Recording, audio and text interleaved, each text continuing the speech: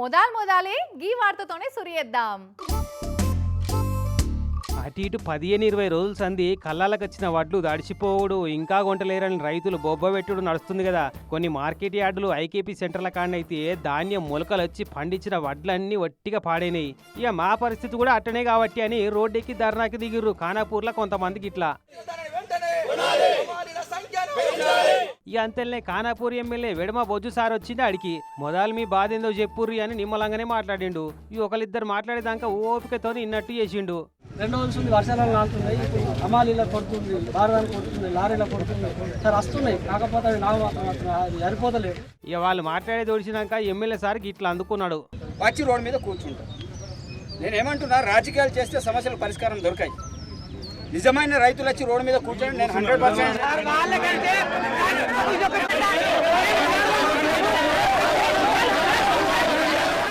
కథం ఆ మాట అనగానే మంట మండింది అక్కడ ఉన్న వాళ్ళందరికీ. మేము రైతులం కామా రాజకీయ నాయకులమా అని కస్సం అన్నారు.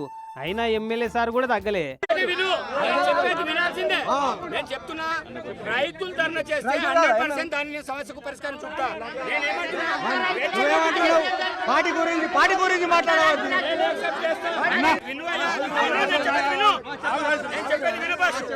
రైతులైతే మీరు నేను చెప్పినట్టు వినండి. నేను మాటిస్తున్నా. నేనేమంటున్నా, నేను చెప్తున్నాను, రాజకీయ లీడర్లు రాజకీయం చేస్తామంటే కుదరదంటున్నా నేను. ఇక సార్ ఇట్లా ఆర్గ్యుమెంట్ చేస్తుంటే గాడి పోయి చూడొక్క పారి కళ్ళంకాడ అని రైతులు అన్నారు. లాస్ట్ కళ్ళాల కాడికి పోయి చూస్తే ఏముంది, మార్కెట్ యార్డ్ అంతా నీళ్ళ కుంటలు లెక్క తయారైనాయి. కోటకప్పంగా మిగిలిన వడ్లను కాపాడుకుంటేందుకు కవర్లు కప్పిర్రు. కొన్ని అయితే మొలకలే వచ్చి పనికి రాకుండా అయినాయి. కవర్లు ఉంటే బార్దానం ఉండదు, బార్దానం ఉంటే అమాలీలు ఉండరు, అమాలీలు ఉంటే బస్తాలు ఉండయి. అన్ని తయారయ్యేటాలకు కుండపోత కొట్టబట్టే. ఇక ఎట్లా అసలేం ఐచ్చర్ ఉందని వంక పెట్టి అడ్డికి పావుసారన్నట్టు జోకుతారు. ఇక ఇప్పుడు తడిసి కాటుపడ్డ వాళ్లకు ఇంకెంత కోత పెడతారో మీరే చూసి న్యాయం చేయాలని అడిగితే కలెక్టర్ మేడం వచ్చి బాధపడకుర్రి, తడిసినా మొలకెత్తినా మంచిదే, గింజ కొంటామన్నట్టు మాటిచ్చింది.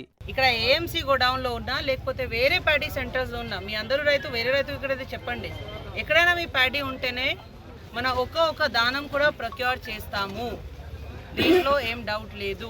ఈ ఒక్కొక్క దానం కూడా కొంటామంటే ఏందో అనుకునేరు. మళ్ళా పండిన ఆఖరి గింజ దాకా కొంటామని మాటిస్తుంది అన్నట్టు. ఇట్లా మాటిచ్చినాక నిమ్మల పడ్డారు రైతులు.